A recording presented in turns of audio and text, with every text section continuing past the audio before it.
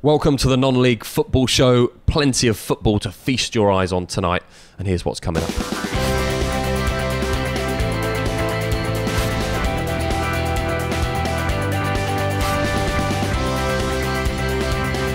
We're delighted that Slough Town joint manager Neil Baker joins us on the show tonight, along with our regular punditry team of Frank Wilson and Jim Cooper. And we start at newly promoted Slough Town as they take on recently relegated Torquay United.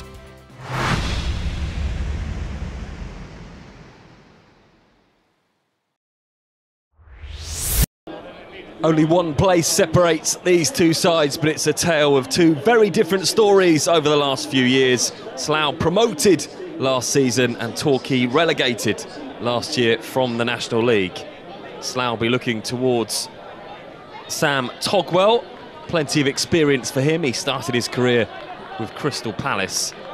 And as for the visitors, Torquay United, they'll look towards Brett Williams, who brings league experience from the likes of Rotherham, Stevenage and Aldershot. And we are underway. Plenty of travelling Torquay fans, around 400 have made the journey up to Slough today. They'll certainly be hoping for a change in fortunes for their team after the last few years. And they'll be hoping for a really good start this afternoon as well. And it is the visitors that come forward with Jamie Reid, and a chance maybe for Reid just to run at the Slough defence. Takes the shot and it just bobbles back off the defender. Still the ball with Reid. What can he do? Plays it short to the edge of the box, and it may be an opportunity for Hall just to get the first shot on goal. Long throw deep into that Torquay box, and a real opportunity there. It was Flood that the ball fell to, and you have to say that's a decent chance. Again, Slough come forward on that far side, and a chance to whip the ball all the way across. Surely an opportunity on goal. Really good defending. Still with Slough, it's driven in, and another good block. And still, the home side have the ball, and it goes once more into the box and just bounces past the 6-yard area. It took a deflection. It will be a corner, but you have to say, Esserman with wonderful defending. Last ditch there to knock that ball away from a certain goal.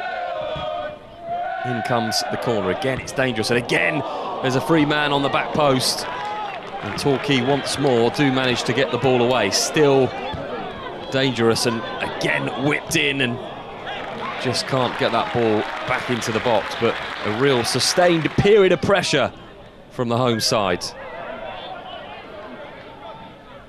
Taken down by Coles, who lost that ball in. Easy for Bass just to take it and ping the ball out to this near side. They do manage to keep it in, do they? They do, and it's maybe an opportunity now for Torquay. Chance on the left foot, and it goes wide, and it was Brett Williams who took the ball. Many of those Slough players thought the ball had gone out. Williams played on, and Williams took it down with his right and gave himself an opportunity on his left, and that wasn't far wide.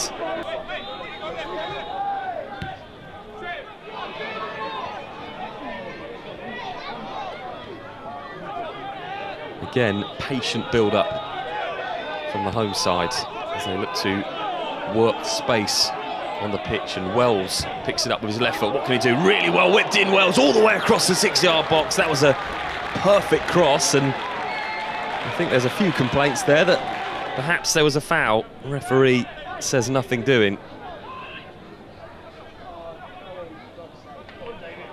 Lovely turn of pace that maybe takes Torquay that bit further forward. They've lost a little bit of momentum in this game, but they're certainly now on the attack, and plenty of Slough bodies in front of them. Can they work some space? That's a really good piece of trickery by Winter. He was fouled, and it will be a free kick, and I'm sure a talking to. In fact, it will be the first booking of the game for James Dobson on 25 minutes. That's certainly worthy of a yellow card.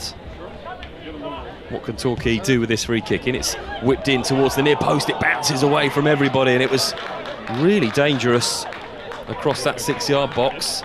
It's been the pattern of the early stages of this National South game. Both teams finding dangerous positions, but nobody to finish it off. Dunn lays it back for Dobson, who crosses in. Real opportunity for Soares. Louis Saws will know that was a chance and a half there.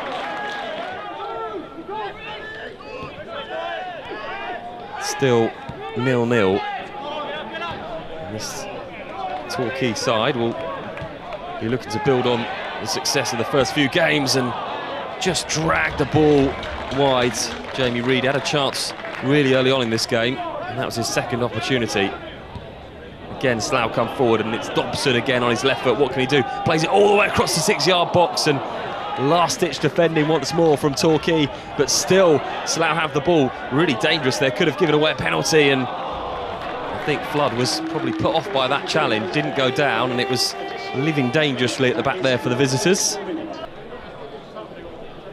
It's a really entertaining first half, but no goals so far, and Torquay on the attack, maybe an opportunity for a shot. What can they do? Lovely drag back into the area, and it is a shot, and it's a good save low down by Jack Turner. Really good feet here from Banton, the substitute. Just took 3 defenders out of the game. In fact, I think the ball came off the post.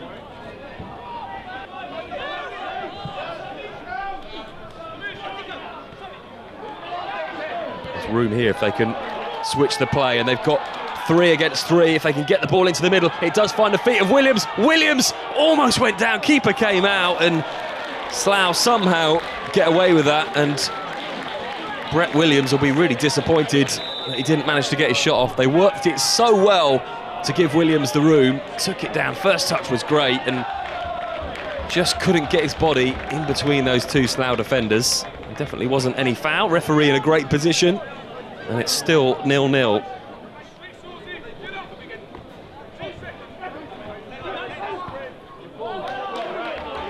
Naby with a lovely turn and plays it down to Williams, who's in the box on his right foot. Williams all the way across, back to Naby, surely a chance for a goal, just goes wide. And again it's Jamie Reid, who's had a succession of chances through this game. Brett Williams involved once more, lovely dink across, back towards Naity, and it fell to the path of Jamie Reid, who shoots wide and really should have done a lot better. Which one of these sides are going to be able to break this deadlock? Plenty of chances through this game, and again it's with Torquay who come forward and maybe create an opportunity, and it's with Reid once more. What can he do? Still the ball bouncing around. Brett Williams goes for the shot and it's blocked, and again it's that final shot that's denied the visitors. Worked so well for an opportunity, and this time they'll need to do some defending. They've not done it well, and Slough come forward and into the 18-yard box. What can they do? Jinxing all the way through, and it's blocked well, as it has been for most of the game. Great kick from Turner, who just finds that far side, and now an opportunity, and that was a really rash challenge. Referee points to the spot, and in the 87th minute, Slough Town have got a penalty, and there are very few complaints from the Torquay players. It was a really rash challenge by Esserman, didn't need to dive in, and it did look as though he caught him. And now an opportunity for Dunn to win the game. Dunn steps up, brilliant save, and it's cleared, and they've escaped Torquay. Great save from the keeper, he's the hero. Bass makes the save, it was a comfortable height for him, and Dunn will be disappointed, and still the scores remain level. Is there one last opportunity for Slough? Into the box they go again, and it's driven into the side netting, and I think that will be their last opportunity. It was a thunderous shot, and again not on target. Final score here, Slough Town 0, Torquay United 0.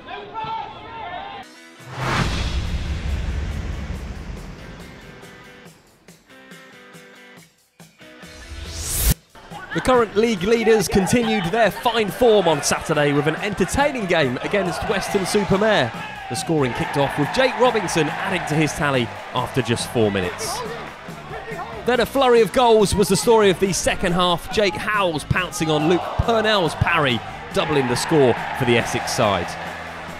The home side made it 3 after Moses Emmanuel pounced on the ball after some sloppy defensive play from Weston-Super-Mare. The visitors, however, did strike back. Jacob Kane reducing the deficit in fine fashion.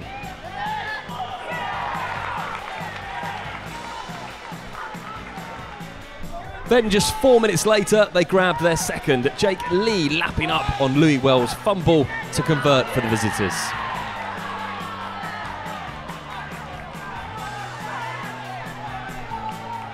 The joy was, however, short-lived for Lee after he was sent off just minutes later for a rash challenge on Alfie Potter's powerful driving run.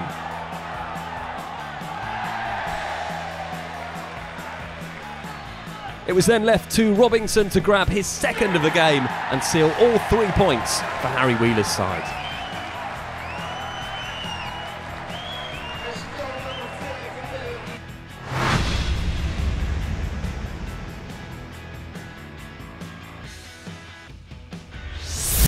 At Twerton Park, it was the visitors who made the early breakthrough. A neat through ball released Nyreen Clunis to clinically slot past Ryan Clark to open the scoring after 8 minutes. However, in the second half, the home side fought back. Sean Rigg calmly picked out Ryan Brunt to even the score on 50 minutes. Then Dulwich Hamlet hit the defensive self-destruct button. Unable to clear their lines, Brunt stabbed the ball past a despairing Preston Edwards to double his tally for the day and give all 3 points to Bath City.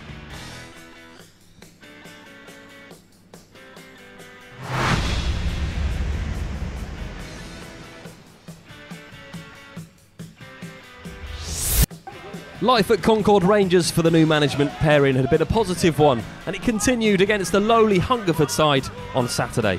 Ryan Hayes opened the scoring on 30 minutes after a poor clearance from the visitors.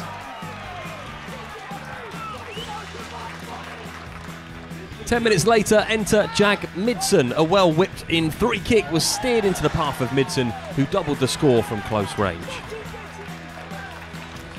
It was then a moment of magic from Midson, who made it 3-0 after a powerful run by Closey. Midson rifled in his fine curling effort into the top corner to increase Concord's lead.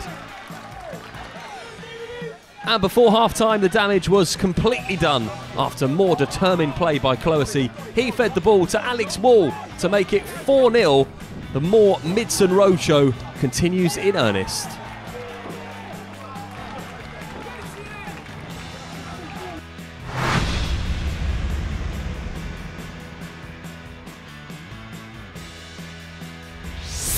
Hampton and Richmond were down to 10 men within 25 minutes.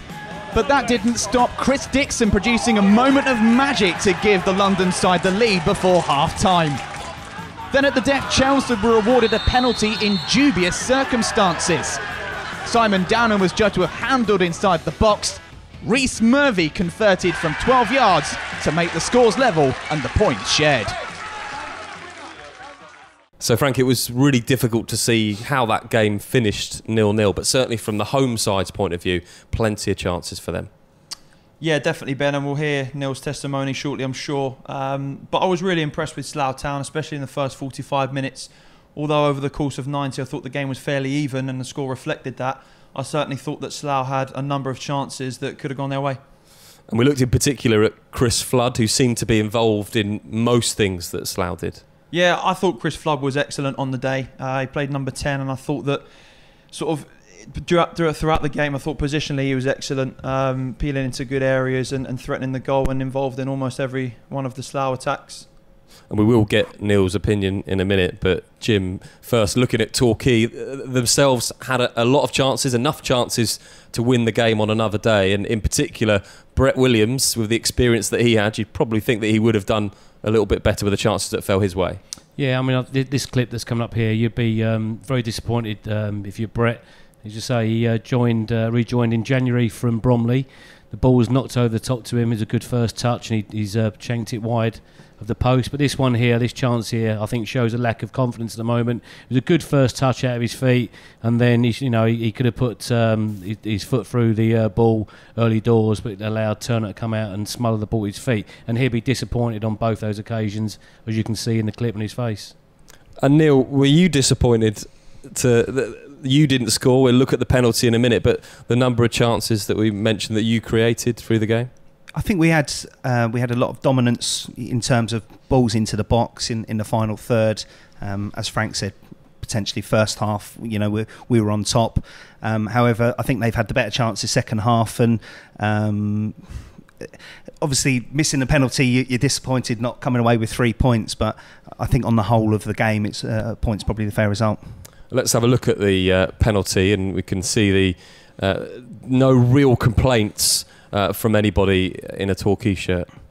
No, I think Ben's done great. He's sort of cut inside the defender, and he's gone to ground a little bit too easy. I don't know how much contact there was, but when you dive in a box like that, you always give the referee an opportunity to give a penalty, and that's what he's done. And not that we want to dwell on this moment too much for you, but is it even more disappointing? You mentioned the game was pretty even as far as chances, but to have that opportunity so late in a game to take the 3 points. Yeah, it is hard to take. We haven't been great with penalties over the last sort of few years, and we've missed a high number.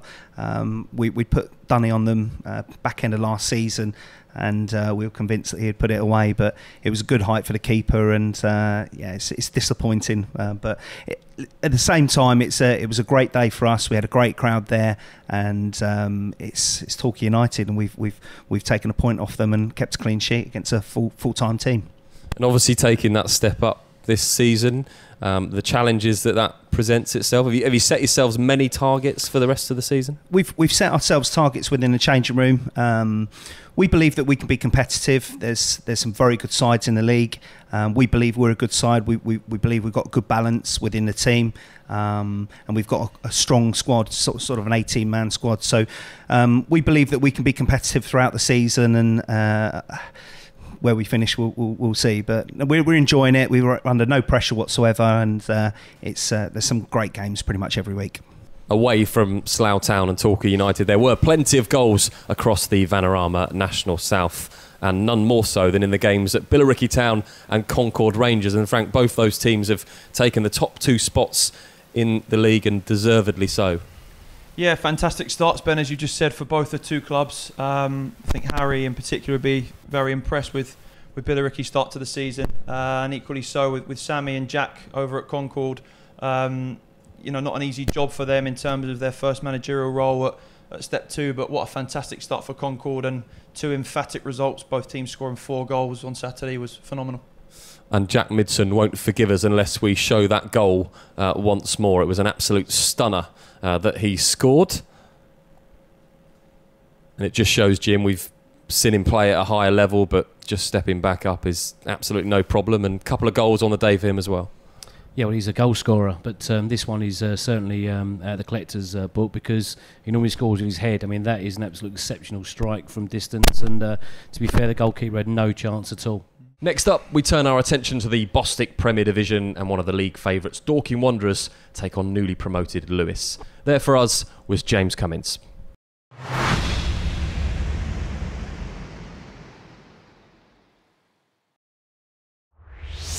These two sides meet up this afternoon for this eagerly anticipated Bostik Premier League match here at Meadowbank. All eyes for Dorking Wanderers will be on Jason Pryor. He scored 2 in his last 2 since transferring from Hamlet and Waterlooville.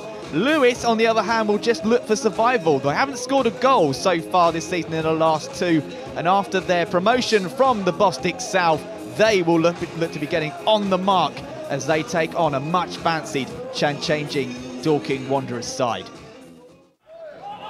Lewis Carey has the ball and throws it out, which is the path of Lawson. Good 1-2 play there, and Lawson continues the ball further forward, plays it out wide towards Redmond. Redwood with the cross in towards the box. It doesn't quite reach anybody at the moment, but reaches Jonty Smith. And Smith and Tom Richards will do battle on that far side, and it's still with Smith. Great turn from Smith and plays the ball in, but it's a weak effort in the end. Throw from Redwood. And it's Jonty Smith with the ball again and reaches the path of Bosam. Here's Bluden. Cross into the box, and that's a really, really good effort there from Luke Bluden. An early sign of intent. Corner taken by Lewes, into the box it goes, and that's a chance for Jonty Smith. He had time to compose himself with his effort. It was a good cross into the box. And that will try and reach the path of Torquay, and it's won back by Torquay. Briggs, and that's a good block there by Redwood. And again, Beckles wins the ball back, and it's Briggs once more. But it's easy one back there by Dome Benwin. And Bluden could be away here, and Bluden has got Chris Bolter. Bluden crosses into the box, reaches the path of Colan, and Colan's been brought down there by Matt Briggs. Much to the disgust of the Lewes fans, and I think they've got a case there. Briggs didn't even touch the ball. Short ball back by Redwood to Carey. Of course, Lewes are trying to look for their first win of the season. In fact, they're trying to look for their first goal of the season. Short ball in towards Jonty Smith. Can he make the first goal of the season? And it's just gone wide. Jonty Smith with the clearest opportunity for the away side so far in this game. Well won there by Lawson. Good play in towards Jonty Smith. And you just feel that Smith should have taken more composure with that effort, and it's unlucky and it goes wide. Corner on the near side for Lewes. Been very dominant so far in this first half. It reaches Redwood. Redwood drives it in and it's cleared out, and it's melee in the box. Reaches Redwood once again. Chips it in towards the back post and the header, and it's well saved there by Slavomir Hook. But again, Lewes just applying yet more pressure again. Decent drive into the middle by Leon Redwood, and Dorking live to fight another day. Free kick for the home side. Drills the ball into the middle and doesn't quite reach the intended target in the middle. And that's the first sign of intent for Dorking Wanderers. But just as they say that, it's been punted upfield, and it's between Lawson and Beckles. Lawson with a drive and just over the top. And this Lewes side are looking very, very sharp this afternoon. Beckles with the ball and plays it short towards Ben Dyatt. Nice, neat play there. Luke Moore back to Beckles. Beckles plays the ball right in the middle. Reaches the path of Kieran Lavery. Because Lavery signed from South Park recently for Dorking. Can the home side drive forward and create the opening chance of the game? And that's a speculative effort there from James McShane. His heart was in the right place with that effort. Redwood in with the corner again, and Bluden tried to reach up high there. Jonty Smith collects this line. He's harried by Lavery. Jonty Smith loses the ball, but he wins it back again, and this battle's still continuing that far side. Jonty Smith into the middle, and Bluden with a chance, and it's cleared out again by Dorking. It's not cleared yet as it's won by Dome Benwin. Reaches Ronnie Colan out to the wing towards Redwood again, and into the box it goes. And Jonty Smith and Bluden, it's 1-0 to Lewes. The goal has been coming, and the away side get their first goal of the season, and it comes courtesy of Luke Bluden. Dorking Wanderers will be asking questions of how their defence was with that effort. But you have to say it has been coming. A great cross into the middle by Redwood. Well headed there by Jonty Smith. And Luke Bluden, despite the scuffed effort, just did enough to get past Slavomir Hook. And it's 1-0. Ball upfield by Carey. Good header back there. And it's in the air at the moment, it's not really on the ground. High ball again, and that's reached the path of Smith. And can Smith make this opportunity count here? Can he? And great block there by Ben Dyatt. Brilliant, brilliant defensive play there from the Dorking Wanderers defender, and another opportunity for Jonty Smith goes begging. Dyatt just did enough to put him off, and a great defensive block there from the Dorking defender. And I have to say from this, Carey kicks the ball out again.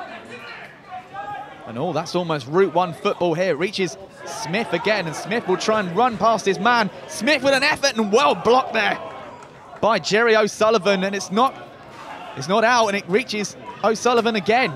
Now, can he drive the ball forward? He's got options with Briggs. Lavery plays into Briggs. Briggs on that far side. He's dangerous in that position. Crossed into the box. Well headed out there and reaches Blueden, but it's not cleared. Carey again using that ball upfield. Reaches Blueden. In towards Lawson. Lawson plays it short, and Jonty Smith again. He's gone past El Abdon. Just a great opportunity. And Jonty Smith, how many more opportunities is he going to get this afternoon? He could have at least converted 3 or 4. He was past El Abd. And he shot Dink just over Slough-Town hook. And that's a brilliant effort from him. Tom Richards with the ball. He plays it short. Dorking just starting to get back into this game again. Luke Moore plays the ball upfield. Can Dorking break away here? And this is Matt Briggs. Briggs with an effort off the post from Matt Briggs. It's not cleared at the moment, but that's the closest opportunity that the home side have had. And he's dangerous at the moment. And it's right away up the end here, and it's Bossam. Bossam goes round the keeper. Bossam, brilliant clearance by Bolter. End-to-end stuff here at Meadowbank. And you have to say this game has well and truly come alive. Briggs with a rasping effort, beat Carey, didn't beat the post. And then at the other end, Bossam could have made it 2-0 if it wasn't for the heroics of Captain Bolter on the line. That's a brilliant clearance. The game draws on here, and can Lewes get their first win of the season? And it reaches Brinkhurst here. Brinkhurst plays it short. Out towards the goal scorer, Blueden. Brinkhurst again. It goes around Tom Richards, and it's nice, neat 1-2 play here as Jonty Smith has the ball again, plays it out wide. Just taking their time, reaches Hammond, in towards the middle. Shot and deflected there, and is that handball? And the referee has pulled it back, and it's going to be a free kick on the edge of the area. And Jamal Horn, the referee, definitely thought that there was an infringement there, and a definite handball on the edge of the area. And a dangerous opportunity for Lewes. There's Redwood over the ball. Short free kick taken away. Well blocked there by Luke Moore. And you'd have to say that that's a wasted opportunity for the away side, but a great block from Luke Moore.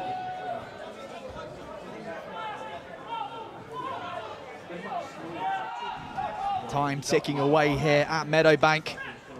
Can the home side get an all-important equaliser as it's with Jonty Smith, and he runs the ball into the middle. Blueden is there, and Puck kicks the ball away and reaches Matt Briggs, and we know that he's dangerous in these kind of mazy runs, and he's doing so just now.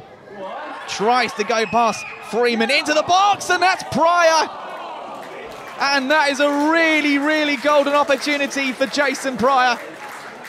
Fantastic work by Matt Briggs.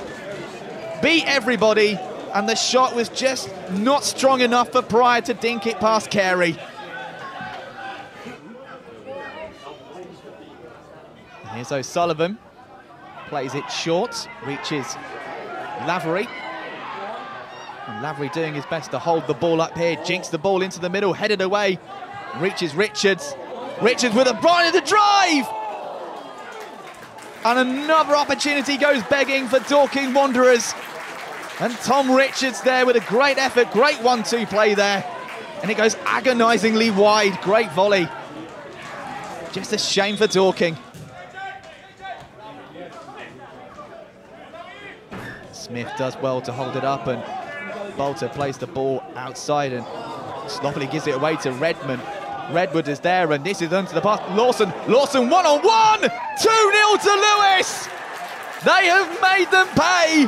A defensive lapse at the back by Chris Bolter. And Lewes look on course to have their first win of the season. A wonderful effort from Omar Lawson, but it was sloppy play from the captain Bolter, picked up by Redwood. Redwood's lofted the ball in, and that's a brilliant effort there from Lawson, sluts it past Hook. It's 2-0 to the visitors, and a great, great goal The question now is, can Dorking get back into this game? There's still a bit of time, anything can happen. Briggs throws the ball in, reaches O'Sullivan. Nice neat play there with Lavery. O'Sullivan into the box, Pryor! And they've got their goal! Dorking are back in this game, and Jason Pryor reduces the deficit here at Meadowbank. It's 3-3 now for the Havant and Waterlooville man. Nice neat play between O'Sullivan and Lavery in towards the box. Lewes couldn't deal with the ball, and there weren't calls it hadn't crossed the line. But from our angle, it certainly looks that way.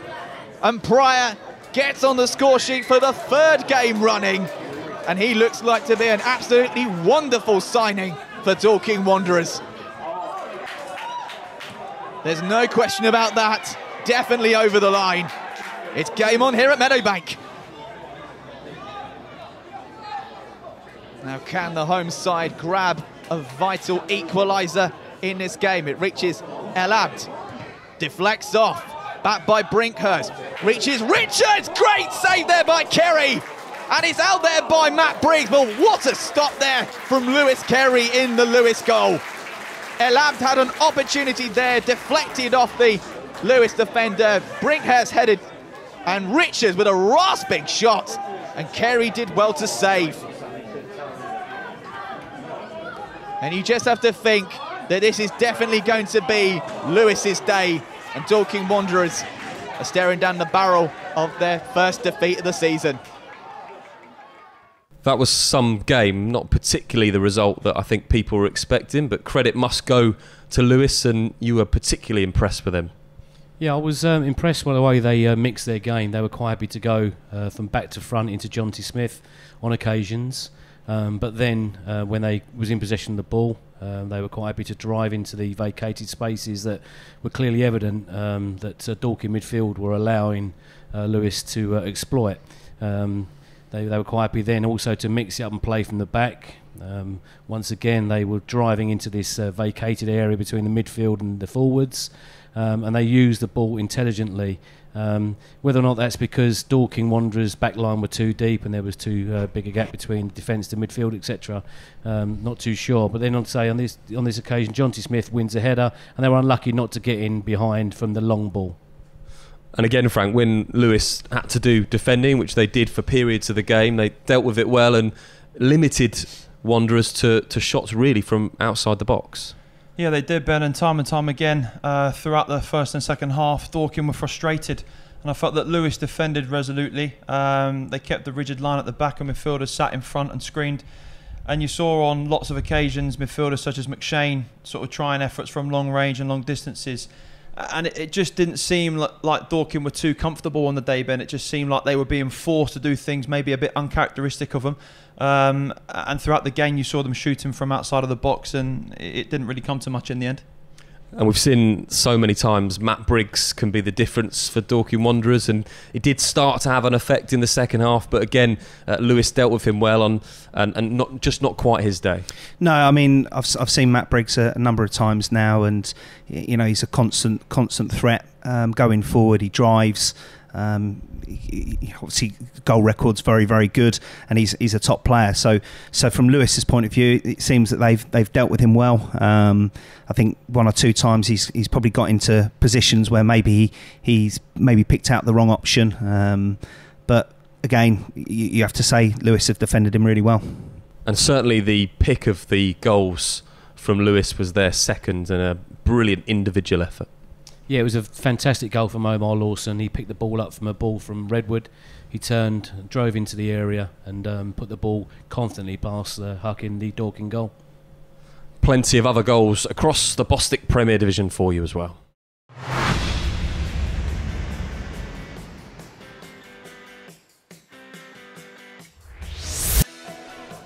It was a close encounter between these two neighbours as they both went head-to-head in the Bostik League. The host took the lead via Tarafik Olomuwiwi within 18 minutes. They then doubled their advantage in the second half through 53 minutes through Liam Hope. The hosts looked like they were cruising. But last year's Bostik North champions fought back. Brad Warner scored from a fantastic free kick from outside the area to reduce the deficit on 79 minutes. And their tenacity paid dividends when Sean Marks crossed and scored in the dying minutes of the game to grab a point in this Essex derby. It finished off 2-2 in this pulsating encounter.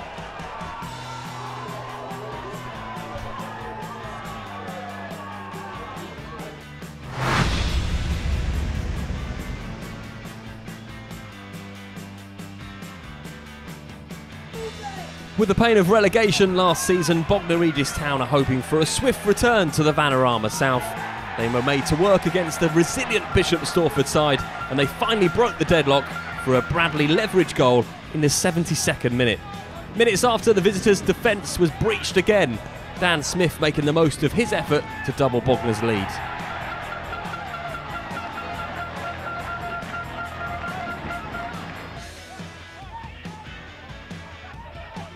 The game was eventually put to bed in the 82nd minute.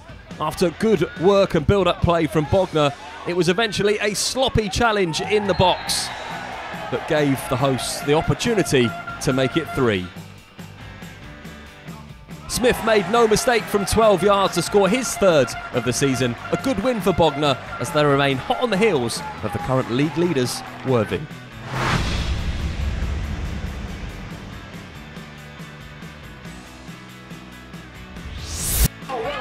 After a tumultuous season of up and downs last year, Adam Hinchelwood's side have hit the ground running. They took command of the game in 25 minutes when Ricky Aguirre found the net for the away side after some good work on this near side wing, and a great finish to match that.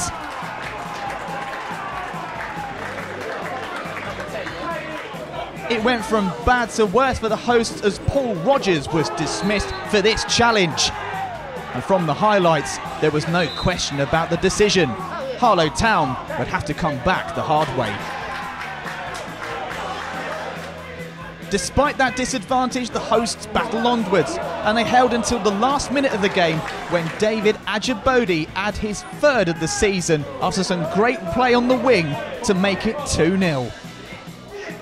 And he made the points very safe for the South Coast side.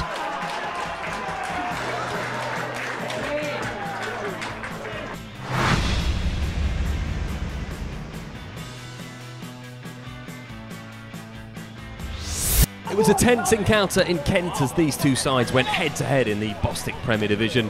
The winning moment came on 26 minutes as Joe Turner brilliantly converted his effort past Josh James in the Burgess Hill goal.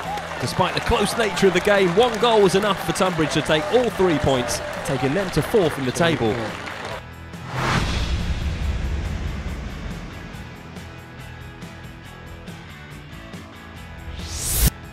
Just one goal separated these two sides at the Wardell Williams Stadium, and it was Heybridge Swifts who claimed a penalty in the dying moments of the game. Sam Bantic brought down, and the referee, no hesitation to point to the spot.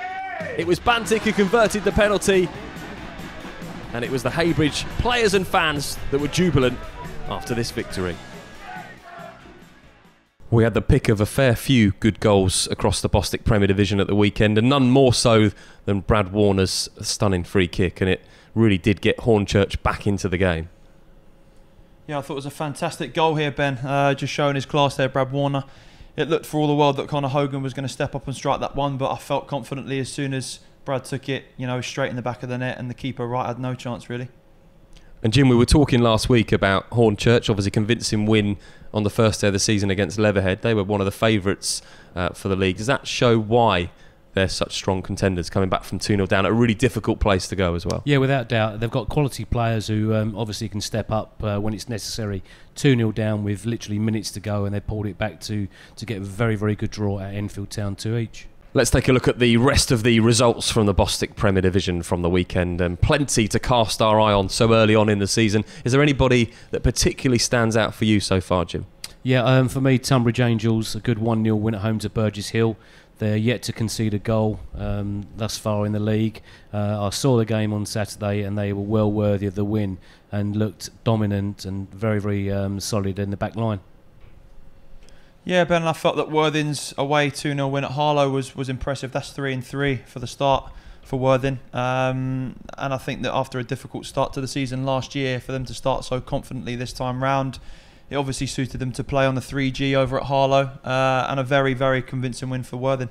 There might only be 3 games played, but let's have a little look at the Bostik Premier Division table anyway, with Worthing leading the way on 9 points, followed by Bognor, Regis Town, Potters Bar, Tonbridge and Enfield making up the top positions. And at the bottom, it's Wingate and Finchley, Corinthian Casuals and Merstham at the foot of the table. Not that that means anything at this stage of the season. My thanks to Neil Baker, the Slough Town joint manager. Thanks for joining us, Neil. Thank you very much for having me. And wish you all the best for the rest of the season. Thanks to Jim and Frank as well. We'll be back with another show next week, slightly later. It will be on Wednesday evening that you can get the show from midnight. Of course, bank holiday weekend across all of the leagues. Plenty of fascinating football to cast our eyes on.